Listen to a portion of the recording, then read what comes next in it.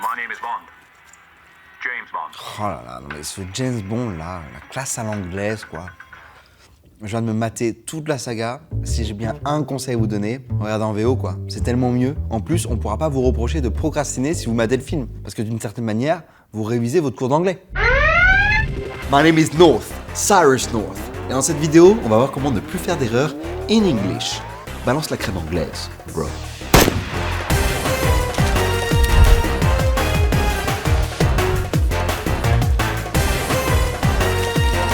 Évidemment, en anglais, il y a beaucoup plus que 10 erreurs à faire. Mais comme c'est un top 10, j'ai gardé les 10 meilleures, les classiques, celles qui font que vous avez vraiment trop l'air Frenchy.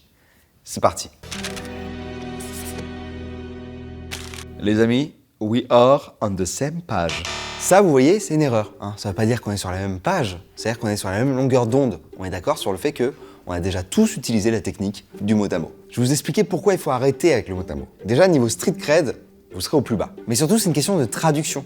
Vous allez vous tirer une balle dans le pied avec le mot à mot. Chaque langue étrangère utilise une structure de phrase complètement différente et les mots ont eux aussi des sens différents selon les langues. D'ailleurs, il y a bien un type de phrase où vous pouvez être sûr que le mot à mot marche pas, c'est pour les expressions idiomatiques, c'est-à-dire les expressions imagées. En gros, les métaphores. Regardez, l'expression quand les poules auront des dents. Comment traduire ça en anglais? Ah bah oui. Ah, ça fait moins les malins là. When the chicken will have teeth. When chicken will have teeth. Eh bien, l'expression exacte anglaise, c'est when pigs fly. Autrement dit, quand les cochons voleront. Spider cochon, il peut marcher au plafond. On reste sur le thème du poulailler, quoi. Il y a un autre exemple marrant, c'est quand on veut dire qu'il pleut giga fort. Les Anglais disent It's raining cats and dogs. Et alors, si on traduisait mot à mot, vous imaginez ce que ça donnerait? Il pleut vraiment des chats et des chiens aujourd'hui. Maintenant, il faut que je vous mette en garde des faux amis quand vous révisez du vocabulaire en anglais. Exhibition. Ok, se mettre tout nu.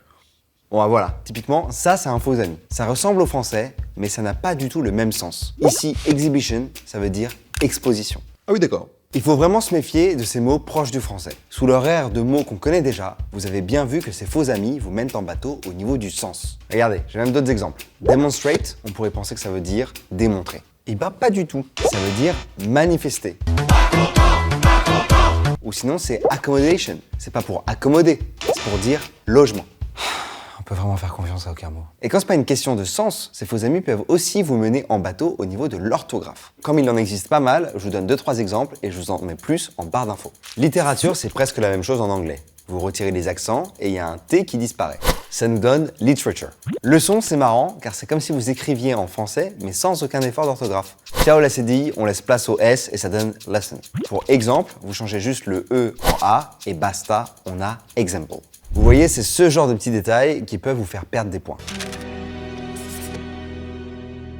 Who, why, when, where, how, whose, what? Ouais, quand on y réfléchit, poser une question ouverte en anglais, c'est pas si compliqué. Vous avez juste besoin de 2 lettres, W et H. Mais dans cette famille des WH, il y en a un qui peut vous poser problème au niveau de l'orthographe. C'est bien sûr which. Je veux dire par là qu'avec which, qui signifie laquelle, lequel, vous pouvez avoir tendance à vous emmêler les pinceaux au niveau de l'ordre des lettres. Donc on soit d'accord, c'est pas switch, c'est pas wish, c'est pas non plus which, c'est which, WH. Un point, c'est tout.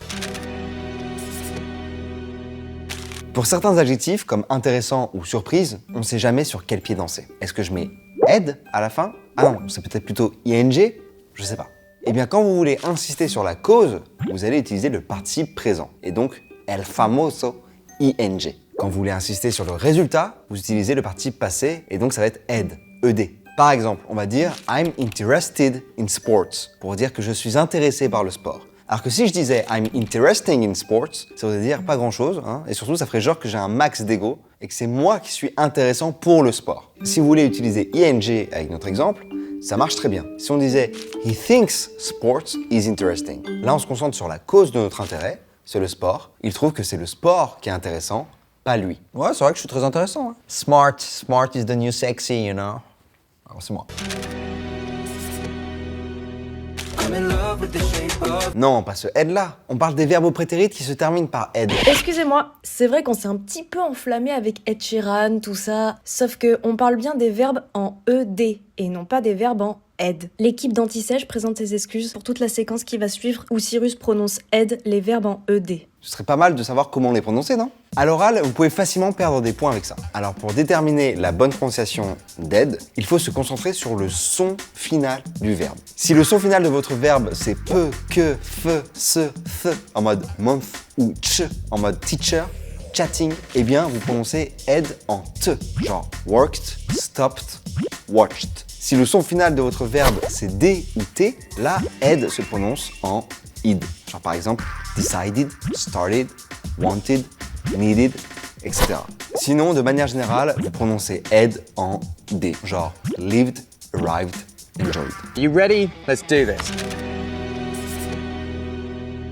Allez, on se concentre un peu, je vous offre une pause goûter chez la reine d'Angleterre si vous mettez la bonne réponse en commentaire. De quoi est suivi de l'adjectif different?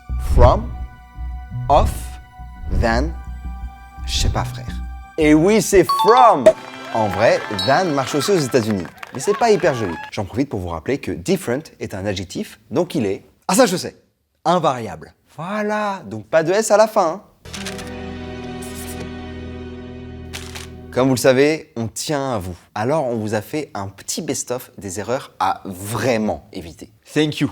You're so sympathique. Raté. Quand vous voulez dire que quelqu'un est sympa, vous oubliez ce faux ami sympathetic, car il n'existe pas. Vous oubliez aussi sympathetic, car lui il existe, mais il veut dire que vous êtes compatissant, empathique. Deux erreurs pas super sympas donc. Ok. Du coup, on dit hello, I am sympa. Non, vous dites tout simplement nice.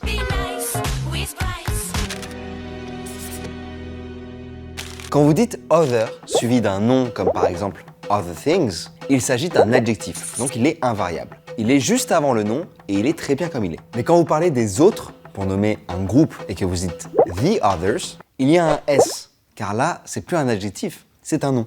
The others said they wouldn't.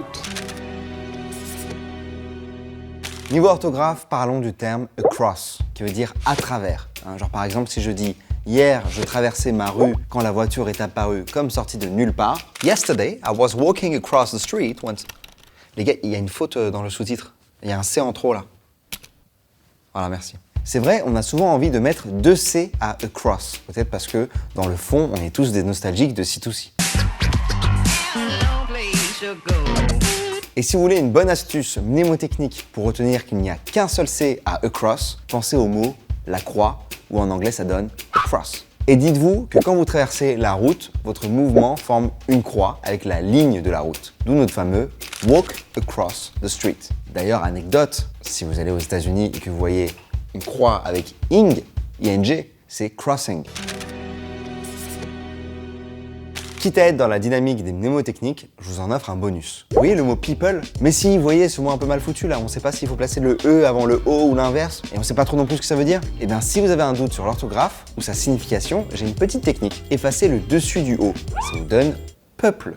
C'est pas hyper stylé ça comme tips. Ne remerciez pas, c'est cadeau. C'est cadeau, je vous l'offre. To our young people in particular. Voilà, avec tout ça, il n'y a plus de raison de ne pas être un boss in English. Si vous voulez être sûr d'être bouillant, vous connaissez la technique, matez des films en VO et matez The Anti-Sèche, évidemment.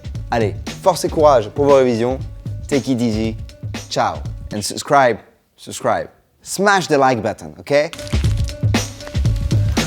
Tu passes le bac ou le brevet cette année? L'Anti-Sèche est faite pour toi l'ami. Et tu peux aussi checker les vidéos déjà en ligne. Et surtout, n'oublie pas de t'abonner pour recevoir des nouvelles vidéos chaque semaine.